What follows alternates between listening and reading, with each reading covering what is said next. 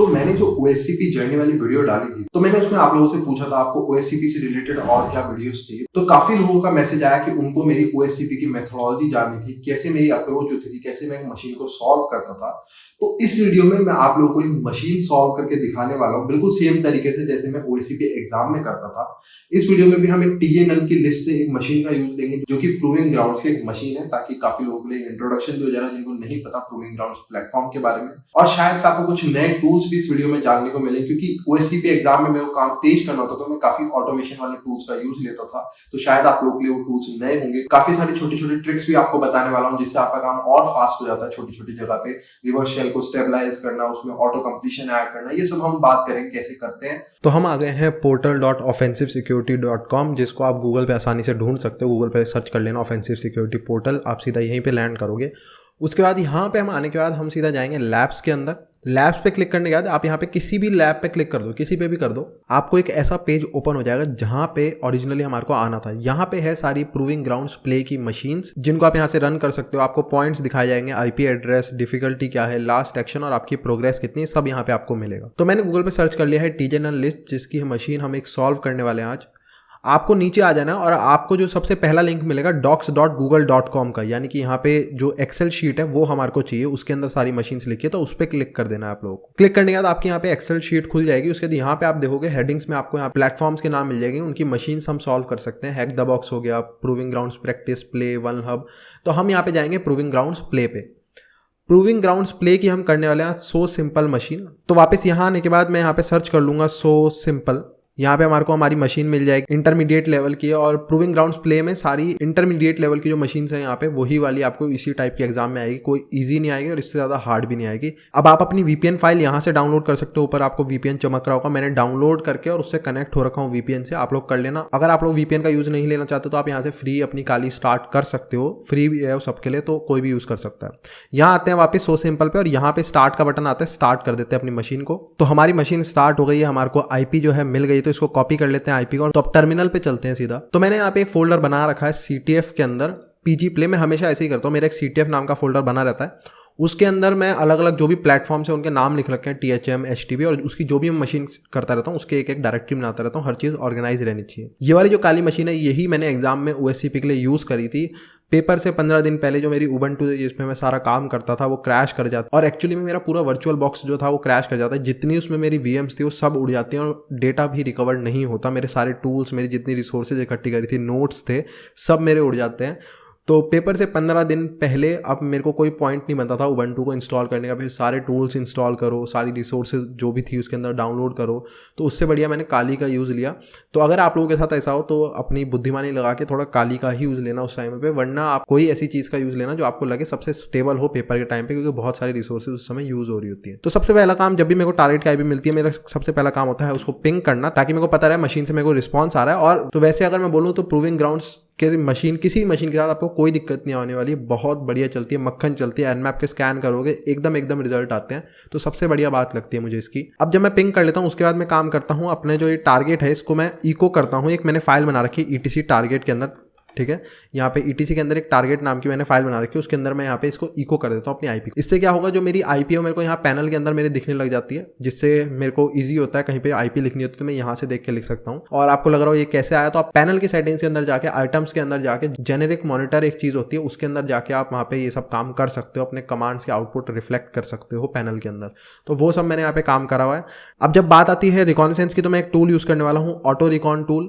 Google पे search कर लेना, आपको सबसे ऊपर मिल जाएगा। मैंने लिख दिया है ऑटो रिकॉन गिटहब, आपको सबसे ऊपर मिल जाएगा। यहाँ गिटहब पे हम ऑटो रिकॉन खोल लेते हैं। टिब्रिस का एक टूल है, ठीक है। ये सारा रिकॉनेसेंस ऑटोमेटिक करता है, स्पेशली बना है OSCP के लिए, और OSCP के एग्जाम में बिल्कुल अलाउड है, क्योंकि कोई भी ऑटोमेटिक एक्सप्लोरेशन नहीं करता और सिर्फ रिकॉनेसेंस ही करता है, इसलिए ये टूल अलाउड है। और बहुत अच्छी रिकॉनेसेंस करता है, बहुत स्मार्टली रिकॉनेसेंस करता है। अभी आप देखोगे क्या क्या कर सकता है, ठीक है। तो आप इसका यूज़ ले लो। इंस्टॉलेशन के सारे स्टेप्स बहुत ईजी है, यहाँ सब कुछ लिखा है नीचे, आराम से उसको इंस्टॉल कर सकते हो। अलग अलग तरीके हैं इंस्टॉल करने के। इसके साथ जो मैं ऑप्शन देना पसंद करता हूँ वो होता है only -scans -dir। एक टारगेट के लिए एक स्कैन की ही डायरेक्टरी बनाता है, यानी कि अगर एक टारगेट की आईपी बनाएगा पहले उसके अंदर बहुत सारी सब डायरेक्टरीज बनाता है अलग अलग। ये वाला ऑप्शन हमारा काम कर देगा, ये एक टारगेट के लिए एक ही डायरेक्टरी बनाएगा, सब कुछ उसी के अंदर रख देगा, जितने एनमैप के स्कैन है सब कुछ जितने भी स्कैन कर रहे हैं सबको आउटपुट एक ही जगह रखेगा। तो मेरे को ज़्यादा वो पसंद आता है। उसके बाद मैं वर्बोस मोड -v के साथ दूंगा। और लास्टली मैं आईपी देना पसंद करता हूँ। आईपी मैं ऐसे देता हूँ, ठीक है। यहाँ पे मैंने एक IP नाम का फंक्शन बना रखा है अपनी ZSHRC के अंदर, जो कि मेरी ETC टारगेट फाइल को कैट करके मुझे देता है। तो IP यहाँ पे आ जाएगी, उसकी जगह रिप्लेस हो जाएगी, काम फास्ट करती है। आप इसका OSCP एग्जाम में यूज़ नहीं ले सकते, क्योंकि वहाँ पे आपको जो स्क्रीनशॉट लेते हैं उसमें IP रिफ्लेक्ट होनी चाहिए हर कमांड की, तो इसलिए वहाँ पे आप इसका यूज़ नहीं ले सकते। लेकिन काम फास्ट करने के लिए जब मैं प्रैक्टिस कर रहा होता हूँ तो मैं इसी का यूज़ लेता हूँ। अब हम इसको रन कर देते हैं। स्कैनिंग हमारी यहाँ पे स्टार्ट हो गई है। पहले 3 स्कैन्स को रन करती है, सारे टॉप TCP पोर्ट्स को स्कैन करती है। उसके अलावा यहाँ पे सारे TCP पोर्ट्स को स्कैन करती है 65,000, और टॉप 100 UDP पोर्ट्स को स्कैन करती है। अब इसे 2 पोर्ट्स ओपन मिल गए हैं, 80 और 22।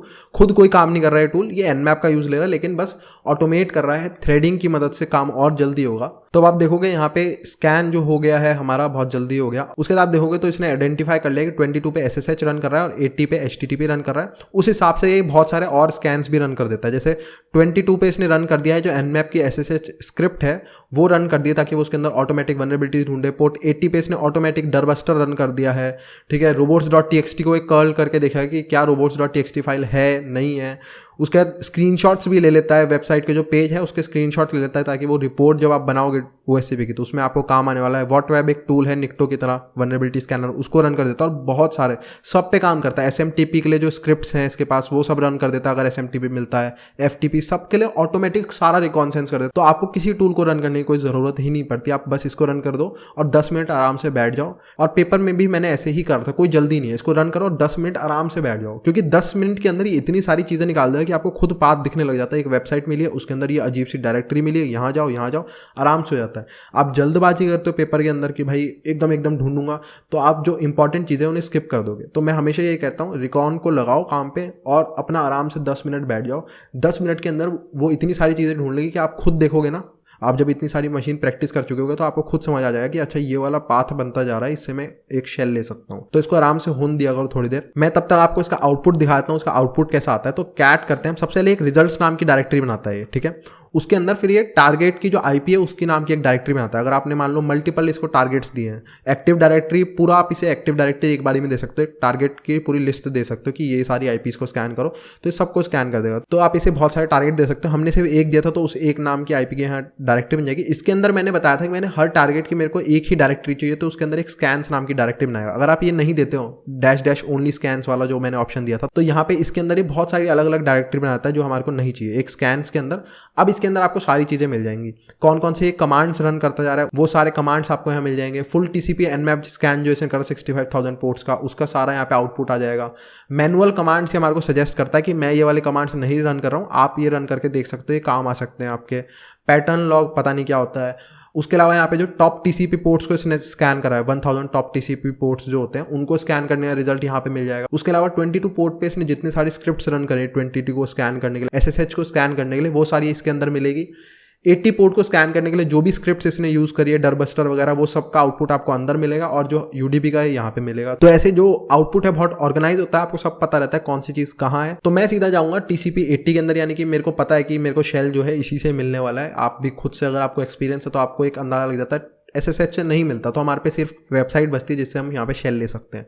इसके अंदर चलते हैं और इसके अंदर हमारे पे फाइल्स रहती हैं। यहाँ पे कर्ल का जो आउटपुट आएगा कि वेब पेज को कर्ल करके इसने दिखाया होगा कि ये उसका आउटपुट आ रहा है। Nmap स्क्रिप्ट का रिजल्ट दिखाएगा कि HTTP की जितनी भी स्क्रिप्ट्स होती है ना Nmap के अंदर, वो सारी रन कर देता है यहाँ पे कि सब पूरा वेबसाइट को अच्छे से स्कैन करो, क्या क्या वनरेबिलिटीज मिल रही है क्या नहीं मिल रहा है, पूरे Nmap को रन करता है उस HTTP पे। बहुत बढ़िया आउटपुट आता है इसका, इसको हमेशा चेक करो। डरबस्टर यहाँ पे ये एक्चुअली यूज़ करता है, फेरोक्स बस्टर एक टूल है उसका यूज़ करता है, काफ़ी फास्ट है, काफ़ी बढ़िया टूल है। आप यहाँ पे चेंज कर सकते हो, इसके लिए ऑप्शन होता है कि आपको गो बस्टर यूज़ करना है, डरबस्टर यूज़ करना है, जो भी टूल आप देना चाहते हो सब यहाँ पे सेट कर सकते हो।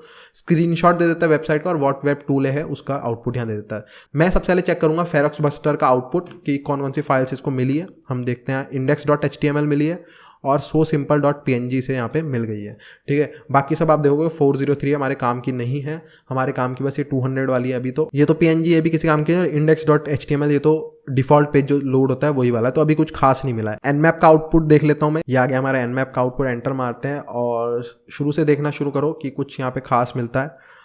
कई बार काफ़ी सारी वनरेबिलिटीज निकाल के देता है। एनमैप का बढ़िया रिजल्ट आता है, लिखा जाता है कई बार वनरेबल, और CV नंबर लिखा आता है कि इससे वनरेबल है या नहीं है, ये सब लिखा जाता है। बहुत सारी डायरेक्टरीज भी ये फाइंड करके दे देता है जो फेरॉक्स बस्टर को लेट मिलती हैं। तो हम नीचे करते हैं, यहाँ पे कुछ नहीं मिला है अभी से, और नीचे करते हैं। यहाँ पे एक चीज़ बढ़िया मिल गई है हमारे एनमैप को, वर्डप्रेस नाम की एक डायरेक्टरी मिली है उसे। यहाँ पे आप देख रहे हो वर्डप्रेस, तो ये हमारे काम आ सकती है, जो कि अभी तक हमारे फेरॉक्स बस्टर ने नहीं ढूंढी है। थोड़ा देर लगती है उन लोगों को क्योंकि बहुत सारा ब्रूट फोर्स कर रहे होते हैं। तो अभी हमारे को एक डायरेक्टरी तो मिल गई है हमारी। तो मैं आ गया हूँ सीधा इसकी वेबसाइट पे। अगर हम देखें HTTP पे कुछ नहीं है, बस वो जो sosimple.png वाली फाइल होगी ना, वो यहाँ पे होस्ट हो रखी है। ये आप देख रहे हो एक इमेज है यहाँ पे, और कुछ नहीं है।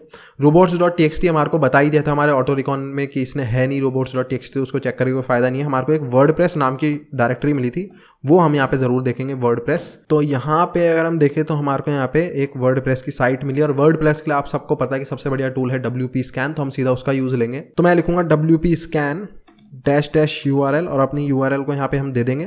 ठीक है, सबसे पहले इसमें से हम यूजर नेम को एन्यूमरेट कर लेते हैं, -E और U देंगे। तो हमारा जो WP Scan का आउटपुट है वो आ गया है, और हमारे को यहाँ पे 2 यूजर मिल गए हैं, एडमिन और मैक्स। इनका हम आगे चल के यूज ले सकते हैं, इनको याद रखना है। ठीक है, और बाकी सब देख लेते हैं। 2019 थीम है, कुछ खास अगर हमारे को दिखे, इसमें वैसे नॉर्मली खास कुछ मिलता नहीं है। एक चीज़ और हमेशा चेक करनी होती है जब भी आप WP Scan का यूज़ कर रहे होते हो, जो कि है हमारी ऑल प्लगइन्स ढूंढते हैं हम, क्योंकि प्लगइन्स भी बहुत बार आपको वनरेबल प्लगइन्स मिल जाते हैं लगे हुए वेबसाइट के अंदर, और उन प्लगइन्स की मदद से हमारे को शेल मिल जाता है। तो वर्डप्रेस में बिल्कुल कॉमन चीज़ है जो OSCP मशीन्स में आपको देखने को मिलेगी कि प्लगइन्स की मदद से आपको शेल मिल रहा है। नॉर्मली जब हम करते थे तो हमारे को यूजर्स की मदद से मिलते थे, यूजर को ब्रूट फोर्स करो, ये करो। वहाँ पे OSCP की मशीन में काफ़ी बार आपको वर्डप्रेस के प्लगइन्स की मदद से शेल मिलता है। तो अगर आप देखोगे यहाँ पे कुछ प्लगइन्स आइडेंटिफाई हुए हैं, एक है सिंपल कार्ट सॉल्यूशन, और एक यहाँ पे हुआ है सोशल वेलफेयर। इनके वर्जन भी हमारे को मिल गया 4.3.0, एक 1.0.2। ठीक है, तो इनके बारे में हम इनके एक्सप्लॉइट जरूर सर्च करने वाले हैं, क्योंकि अभी तक हमारे को 2 चीज़ें मिल गई। एक तो यूजर नेम मिल गए जिसको हम ब्रूट फोर्स करने वाले हैं, और साथ ब साथ मैं इनके लिए एक्सप्लॉइट भी सर्च करता रहूँगा, तो मेरे दोनों काम हो जाएंगे। तो यहाँ पे मैं दूंगा -- password attack। ठीक है, WP-login के अंदर हमारे को करना है। उसके अलावा -P, यहाँ पे हम दे देते हैं rockyu.txt, और यूजर नेम में हम दे देते हैं यहाँ पे हमारा मैक्स यूजर था वो, है ना। उसके अलावा यहाँ पे थ्रेड्स जो है, हम 10 थ्रेड्स का यूज ले लेते हैं, एंटर मारते हैं, इसको होन देते हैं। तब तक हम एक्सप्लॉइट्स ढूंढना शुरू करते हैं। ये जो हमारे को यहाँ पे प्लगइन्स मिले हैं इनके लिए, एक है सिंपल कार्ट सॉल्यूशन और एक है सोशल वेलफेयर। तो मैं सर्च करूंगा सिंपल कार्ट सॉल्यूशन एक्सप्लॉइट, तो आपको पहला मिल जाएगा एक्यूनेटिक्स का, यहाँ पे WordPress plugin WP cart arbitrary file upload. तो इसको हम खोल लेते हैं यहाँ पे, और देखते हैं नीचे यहाँ पे ये शॉपिंग कार्ट एप्लीकेशन, ये तो हमारे वाला है ही नहीं। और यहाँ पे वर्डप्रेस प्लगइन शॉपिंग कार्ट, ये भी हमारे काम का नहीं है, सिंपल कार्ट है हमारा, ये याद रखना, किसी गलत का मत खोल लेना। और नीचे भी यहाँ पे देखते हैं पैकेट स्टॉर्म पे भी कई बार आपको मिल जाते हैं, शॉपिंग कार्ट का ये भी। यहाँ पे भी हमारे को कुछ खास तो ऐसा मिल नहीं रहा है, दिख नहीं रहा है कि कुछ हो। रेफरेंस यहाँ पे इसकी दी गई है वर्डप्रेस प्लगइन। दूसरे वाले को भी देख लेते हैं अगर उसका कुछ मिलता है तो। और यहाँ लिखते हैं सोशल वेलफेयर एक्सप्लॉइट, इसका मिला है 3.5.3 से एक छोटे वर्जन का, लेकिन रन करके हम, क्योंकि हम पे कुछ नहीं है तो हम इसको भी रन करके देख लेंगे। ठीक है, जब आपको कुछ ना मिल रहा हो तो आप ऐसे भी एक्सप्लॉइट रन करके देख लो जो आपके वर्जन से मैच ना कर रहे हो। हमारा वर्जन क्या था इसका वैसे 4.3.0, लेकिन वो इससे छोटे वर्जन को एक्सप्लॉइट कर रहा है, लेकिन फिर भी मैं ट्राई ज़रूर करूँगा, क्योंकि ये कह रहा है 3.5.3, लेकिन हमारे पे कोई और तरीका नहीं है। एक मैक्स यूज़र मिला था, ब्रूट फोर्स पे लगा दिया हमने ऑटोमेटिकली। उसके अलावा बस एक्सप्लॉइट बचते, तो आप इसको भी रन करके देखो, ये काम करते हैं। काफ़ी बार ऐसा हो जाता है क्योंकि लोग जब चेक कर रहे होते हैं, अपने एक्सप्लॉइट बना रहे होते हैं, तो उस समय में भी हाईएस्ट हो खाली 3.5, तो उसने देखा हो कि हाईएस्ट वर्जन तक वनरेबल है। उसके बाद बहुत सारे नए वर्जन आते हैं, उसको लगता है कि यार ये तो ठीक हो जाएगा अगले वर्जन में, वो ठीक नहीं होता और वो चलते रहता है एक्सप्लॉइट। तो इसको हम कर लेते हैं डाउनलोड एक्सप्लॉइट को। डाउनलोड करने से बढ़िया एक सस्ता जुगाड़ इसका ये होता है हमारे पास, इस नंबर को कॉपी कर लो जो एक नंबर मिल रहा है, और ये आपके सिस्टम पे पहले से ही होगा काली लिनक्स के अंदर। आपको लिखना है searchsploit-m और उस नंबर को दे दो। ठीक है, और ये आ गया हमारे पास। अब इसके अंदर हम देख लेते हैं इसकी हेल्प क्या है। Python 3.4.6, ये Python 3 का है भी या नहीं ये भी नहीं पता मुझे, ये Python 2 का है। ठीक है, क्योंकि प्रिंट के बाद पैरेंथेसिस नहीं है। Python 2 में इसको रन करते हैं, और यहाँ पे एक टारगेट मांगता है, टारगेट का लिंक, और URI मांगता है where the file payload.txt located. लेकिन payload.txt के अंदर लिखना क्या है ये नहीं लिखा गया कहीं, ये कहीं नहीं बताया हुआ इसने कि शायद payload.txt के अंदर क्या डालना है। ऐसे एक्सप्लॉइट सबसे गंदे लगते हैं मुझे, आधी बात करके छोड़ देते हैं। क्या लिखें उसके अंदर, payload.txt के अंदर पेलोड क्या देना है। ओके तो यहाँ पे कहीं और पे भी एक्सप्लॉइट होंगे। पैकेट स्टॉर्म का देख लिया करो, हमेशा पैकेट स्टॉर्म का काम आता है। ओएससीपी में एक चीज़ याद रखना कि आपको ज़रूरी नहीं है कि जो आप एक्सप्लॉइट ढूंढ रहे हो वो आपको टॉप पे ही मिलेगा, क्योंकि ये टॉप पे इसलिए होते हैं क्योंकि बहुत सारे लोगों ने मशीन सॉल्व करी है, तो ये गूगल ऑटोमेटिकली इनको टॉप पे कर देता है। ओएससीपी के जो एक्सप्लॉइट मिलते हैं वो कई बार आपको काफी नीचे स्लाइड करने पे भी मिलेंगे, और ऐसी वेबसाइट ने उनके एक्सप्लॉइट डाल रखे जो आपने सुनी भी नहीं होगी। एक्सप्लॉइट डीबी पे नहीं होंगे लेकिन बाकी वेबसाइट पे मिल जाते हैं, तो ऐसे भी आपको चेक करना पड़ता है ओएससीपी के अंदर। तो यहाँ पैकेट स्टॉर्म पे आते हैं और इसने कुछ अगर यहाँ दे रखा हो हम देखते हैं। तो अगर आप देखोगे यहाँ पे creating the payload for WordPress URL, तो ये पेलोड के अंदर क्या लिख रहा है, ये लिख रहा है प्री सिस्टम, और ये उसके अंदर यहाँ पे हम कमांड एग्जीक्यूट अपने कमांड दे सकते हैं ये वाले।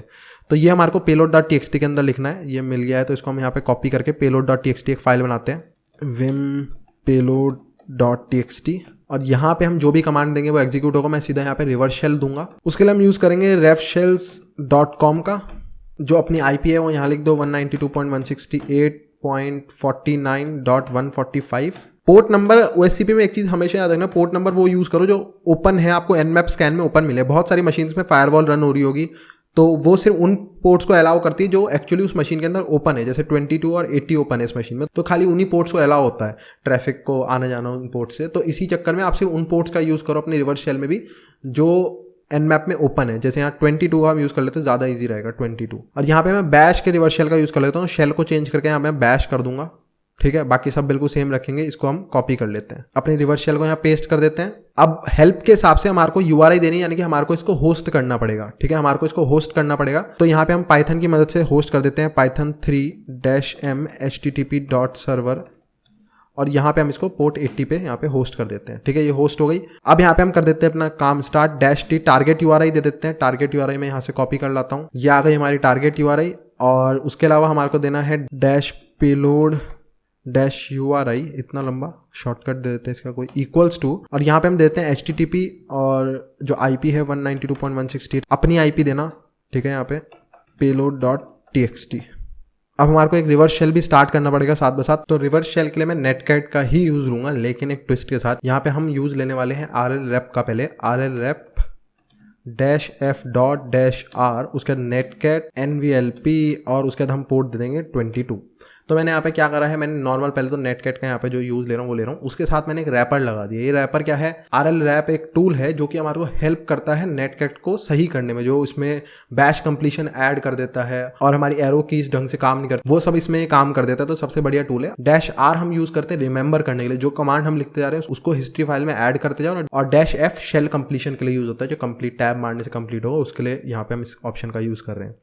स्टार्ट करते हैं अपने लिसनर को, रन करते हैं अपने एक्सप्लॉइट को, देखते हैं काम करेगा कि नहीं करेगा। अगर हम देखें तो एक्चुअली यहाँ पे हमारे को रिक्वेस्ट आई है, लेकिन ये काम क्यों नहीं कर रहा है, यहाँ पे कुछ दिक्कत कर दिया लग रहा है हमने। तो मैंने यहाँ पे अगर देखोगे तो नाम ही गलत दिया है, payload.tx दिया है मैंने, खाली txt आना था। यहाँ एंटर मारते हैं, अब देखते हैं काम करता है कि नहीं करता। और यहाँ पे हमारे को रिक्वेस्ट भी आई है 200, शायद पोर्ट 22 नहीं काम करेगा, कोई और पोर्ट हमारे को करना पड़ेगा, क्योंकि पोर्ट 22 बड़ा पोर्ट होता है, इसके लिए सिस्टम प्रिविलेजेस चाहिए होते हैं। विम करते हैं अपने payload.txt को, और यहाँ पे हम इसको चेंज करके 443 कर लेते हैं, क्योंकि ये काफ़ी बार खुला होता है पोर्ट 443, और अपने लिसनर को भी चेंज करके यहाँ पे 443 पे ले जाते हैं। 443 दोबारा से रन करते हैं अपने एक्सप्लॉइट को, देखते हैं इस बार काम करेगा कि नहीं करेगा। और रिक्वेस्ट भी गई है, मुझे ऐसा लग रहा है कि शायद हमारा जो पेलोड है वो काम नहीं कर रहा, तो वो चेंज करना पड़ेगा हमें। तो मैं जो नेटकैट वाला होता है ना, नेटकैट वाला, ये वाला यूज़ करने वाला हूँ इस बार, तो इसका यूज़ लेंगे हम। तो मैं इसका यूज़ लेने वाला हूँ, पोर्ट को चेंज करके 443 कर लेता हूँ। 443 रन करते हैं अपने एक्सप्लॉइट को और देखते हैं, और इस बार ये अटक गया है, इसका मतलब हमारे को शेल मिल गया है। तो आप देखोगे रिक्वेस्ट भी आ गई है, एंड हमारे को यहाँ पे बढ़िया सा हमारा शेल मिल चुका है, ठीक है। तो इसमें आप देखोगे तो यहाँ पे बैश कंप्लीशन भी मस्त काम करेगा यहाँ पे सारा हमारा, और Ctrl+L दबाओगे या क्लियर लिखोगे तो वो सब भी आपका बढ़िया चलने वाला है। तो यहाँ पे हम देख लेते हैं कौन कौन सी फाइल्स हैं यहाँ पे। तो यहाँ पे फाइल्स, काफ़ी सारी फाइल्स हैं। अब सबसे पहले यहाँ पे मैं सीधा होम पे चल के अपना वो पढ़ लेता हूँ, फ्लैग cd मैक्स में चलते हैं, मैक्स ls-la। यहाँ पे आपको देखोगे तो यहाँ मिल जाएगी local.txt, ये हमारा फ्लैग है। कैट करोगे local.txt को, फ्लैग है, user.txt नहीं होता। यहाँ पे जब आप ऑफेंसिव सिक्योरिटी की मशीन सॉल्व कर लेते हो तो उसमें local.txt और एक proof.txt 2 फ्लैग्स होते हैं। ये हमारा फ्लैग आ गया, पहला फ्लैग। अब यहाँ से हम अपना प्रिविलेज एस्केलेशन के लिए चीज़ें स्टार्ट कर सकते हैं। सबसे पहली चीज़ आपको हमेशा जो करनी होती है, सूडो को चेक करो, suid बिट चेक करो, तो sudo-l और यहाँ पे हमारे को वो टर्मिनल वाला जो इशू आता है, हमारे को TTY टर्मिनल चाहिए, उसके लिए एक छोटी सी टेक्निक आप यूज़ कर सकते हो, स्क्रिप्ट -QC बैश डेवनल, ये आप लिखोगे तो आपका काम हो जाएगा। आप या तो वो पाइथन वाली भी लिख सकते हो, वो ज़्यादा बढ़िया है, इससे भी बढ़िया है। ये हर जगह काम नहीं करती, लेकिन पाइथन वाली हर जगह काम कर जाती है। ये भी एक टेक्निक है, आप इसका भी यूज़ ले सकते हो।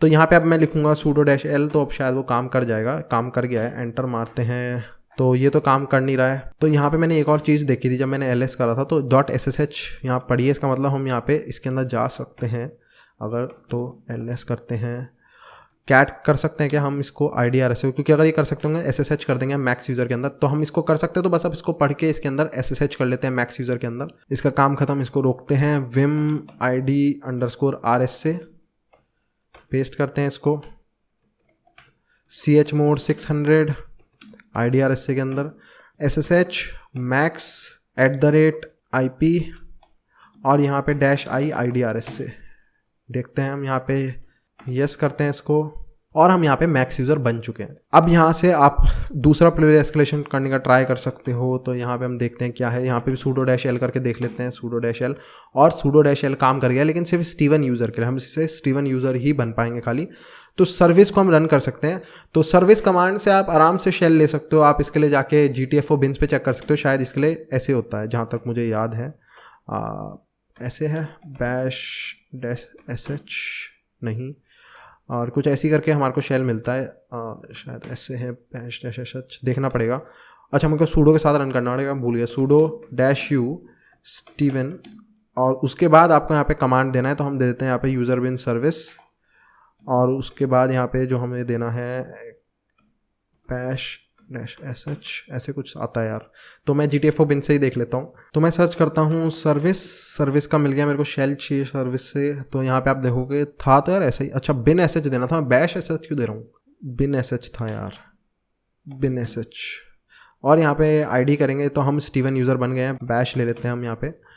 अब यहाँ पे सबसे पहले sudo-l करके देख लेते हैं, ये काम कर, यहाँ पे भी काम कर गया, क्या बात है। ओके, तो यहाँ पे हम रूट यूज़र की तरह इस स्क्रिप्ट को रन कर सकते हैं .sh वाली को। अगर हमारे पे इस पर राइट परमिशन होगी तो मैं सीधा इसमें रिवर्स शेल अपना लिख सकता हूँ। तो हम देख लेते हैं इसके अंदर क्या लिखा है, कैट करके कैट। ओके, तो ये फाइल ही एग्जिस्ट नहीं करती है, तो CD करते हैं ऑप्ट के अंदर LSLA। तो यहाँ पे तो टूल्स भी तो यहाँ पे आप देखोगे टूल्स नाम की डायरेक्टरी नहीं है। तो अगर यहाँ पे हम लिख सकते हैं इसके अंदर ऑप्ट के अंदर, तो हमारा काम हो जाएगा, जो कि हम लिख सकते हैं। करंट डायरेक्टरी के अंदर आप देखोगे स्टीवन को परमिशन है राइट की यहाँ पे, है ना।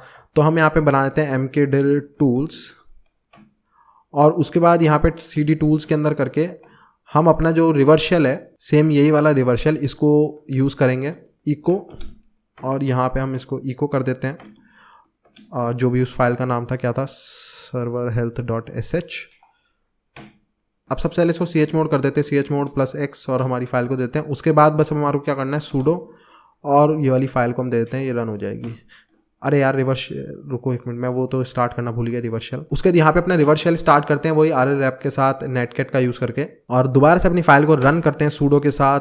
और शायद शेल मिल जाना चाहिए था, जो कि नहीं मिला है, और वो हमारे को इसलिए नहीं मिला है क्योंकि यहाँ पे हमने पोर्ट 22 का यूज़ करा है। तो इसको चेंज कर लेते हैं हम यहाँ पे।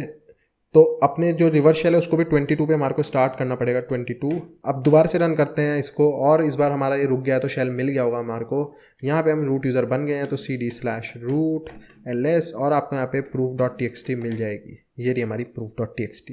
तो आई होप आपको इसमें कुछ नया जानने को मिला होगा, मैंने आपको सॉल्व करके दिखाई। इसी टाइप से हम OSCP में भी करते हैं। बस इतने प्रोसेस के अंदर जब हमने इतनी सारी मशीन्स करी होती है तो बहुत कुछ नया सीखने को मिलता है, बहुत फास्ट हो जाती है आपकी स्किल्स। तो उसमें आप बहुत कुछ अप्लाई करते हो OSCP में, तो वो बढ़िया चीज़ लगती है मुझे। सो आई होप सो आपको भी कुछ नया सीखने को मिला होगा इस वीडियो से। सो आई होप सो आपको ये वीडियो पसंद आई होगी, आपको मेरी अप्रोच अच्छी लगी होगी, और आप इन शायद टूल्स को आगे चल के यूज़ भी करने वाले होंगे। So please like the video, subscribe the channel. Thank you and good bye.